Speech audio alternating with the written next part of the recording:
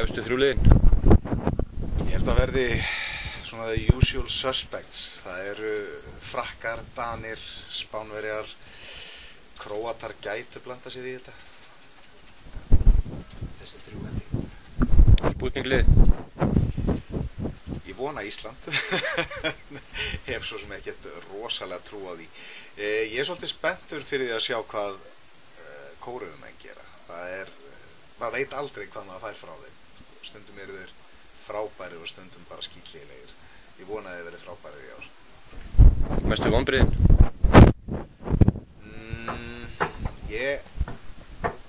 Ég spáði Spánverjum einu af þremur efstu, en þeir gætu líka orðið einu vonbrigðunum því að þeir eiga það til að skýta á sig. Hversu langt fara strákarnir okkar? Þeir dett út í 8 liða. Ég held þeir verði í öðru eða þriðja sæti í sínu riðli. Spurning með Rússana. Ég held að Danir vinni riðilinn og þeir ættu að taka leikinn í 16 liða úrslitum, en eins og mannskapurinn er skipaður í dag þá reikna ég ekki með lengri en 8 liða. Það verður bara mjög flott að komast þangað.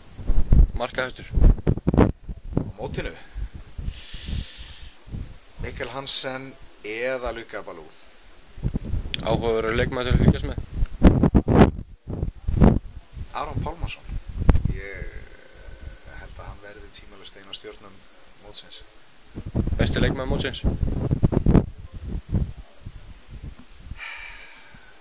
Það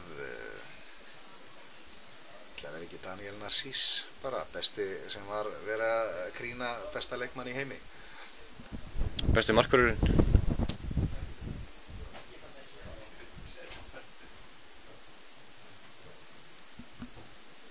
Mér langar til að segja Niklas Landín. Já, ég hef mikla trú á Landín. Ég gæti trú að hann yrði besti markvörður mótsins. Hvað finnst þér að ekki lengur séu milliriðlar, heldur farið beint í úrslitakeppni eftir riðlakeppni? Svolítið grimmdarlegt. Við lentum nú í þessu á HM 2001 í Frakklandi. Þá duttu Íslendingar úr keppni í 16 liða úrslitum, töpuðu fyrir Júgóslavum eða Serbum, ég man ekki undir hvaða merkjum þeir spiluðu þá, en svolítið grimmdarlegt en samt svolítið skemmtilegt fyrirkomulega líka, þú veist, í staðinn fyrir annan riðil og svona bara fara beint í hörkuna, og mér finnst þetta svona, þetta er meira spennandi. Hvað mér koma mest á óvart? Ef maður getur spáð í þá kæmi það ekki óvart, en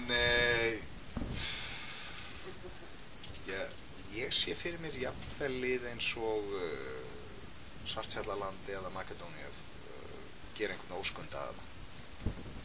Aron Pálmarsson vs. Mikkel Hansen?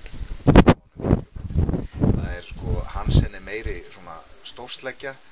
Aron finnst mér vera miklu margfalt betri leikmaður, bæði leikskilningur og tækni, bara, þú veist, hann getur allt, þannig að í mínum huga Aron Pálmarsson er miklu betri.